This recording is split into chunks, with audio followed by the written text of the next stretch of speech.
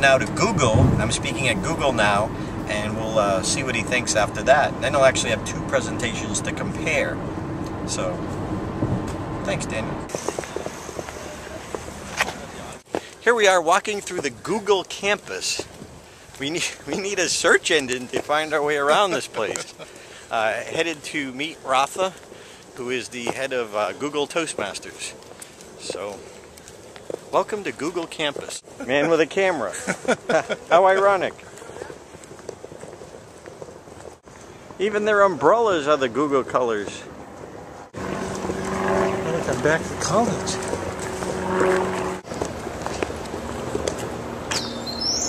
This is Ratha who's having us here. And are you the president of the club, or yes, the club president at Google? That's a weird thing, showing up at a building you've never been to before and your pictures. I've never seen this before, where you actually have video screens that are in front of the presenter, so they don't have to turn around and see what's being presented and read from the slide behind them. Instead, check it out. This is what I'll be seeing as I'm presenting. Okay. Well, I'm with Darren today. A chapter of NSA. Okay. And Darren's going to present it for us. He's mentioning the difference between narration and dialogue. See, what I did is I brought you to that moment where I told my parents I want to be a comedian. I said, Mom, Dad, and I used the emotion of that moment. I want to be a comedian. See, most speakers telling that same story would do it in narration and say, so I went home to tell my parents I wanted to be a comedian, and they were speechless. They didn't know what to say. See, it's the same exact story. One's told in dialogue and one's told in narration. One's boring, one's interesting. So if I could get corporate presenters to do one thing, it would be to use dialogue and use more stories. So the three things you need to know about search engine positioning is, one, it's about keywords. So you tell a story or an example or show PowerPoint slide and you anchor keywords right here. Second thing you need to know is it's about traffic. Okay, so then I would tell that story or make that point or all my evidence, I would be standing here. Shoot. That's not really what I said, but I said, ah, shoot, all of a sudden everybody laughed. Why are you laughing? It's not where you're supposed to laugh, but I'll take it. It's a choice. If you have fun, they're more likely to have fun. If you're serious, they're more likely to be serious. If you're bored, they're more likely to be bored. The audience is a reflection of your emotions. They take it on.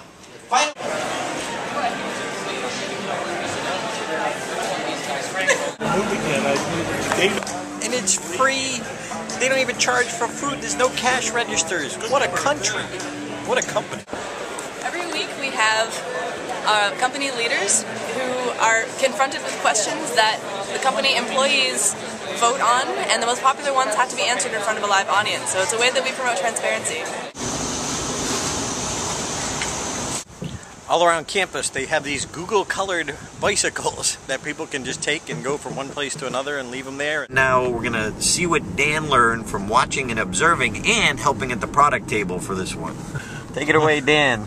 Well, the product table, what I learned right there is you got to be on your mark at all times and be ready to answer a lot of questions. But the presentation, what I got this time, and you said it before, but this time for some reason it really resounded with me, and that is that speaking is not a monologue, it's a dialogue. And you modeled that again by the way you posed questions and you interacted with the audience. So you had the dialogue going. And then the 4 points that you identified, that you discovered as a result of studying champs before you became a champ yourself. And the first is what's your purpose? What is it that you really want folks to walk away from? Why are you there? And then the second is, are you having fun? And if you're not having fun, what I got from that is if you're not having fun, you're probably not projecting the enthusiasm and the passion you've got for the topic to your audience. That I think that you would want to express. So that's what I'm walking away with from this time, this cool. Particular presentation. And on the business side, did you notice anything? People bought this time and they didn't last time. Same kind of presentation. Same presentation, and that was interesting.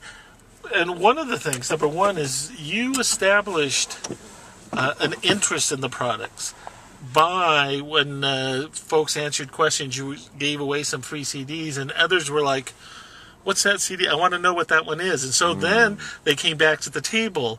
What was that CD he gave? And on this and that.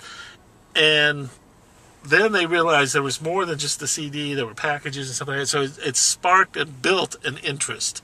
Which I didn't do that the first time. No, you didn't. And this time, like I said, you need, as I said at the start of this, you need to be on your mark during business because things suddenly start happening real quick. All of a sudden, boom! Yeah, that's right.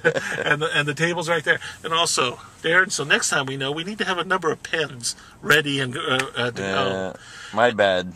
And also what was interesting is when the clipboards went around for your mailing list, when it went around to the audience, initially, there weren't that many signups. But at the end of the presentation, they came back to the table and suddenly the list grew. And I found that interesting, and I was wondering the why of that.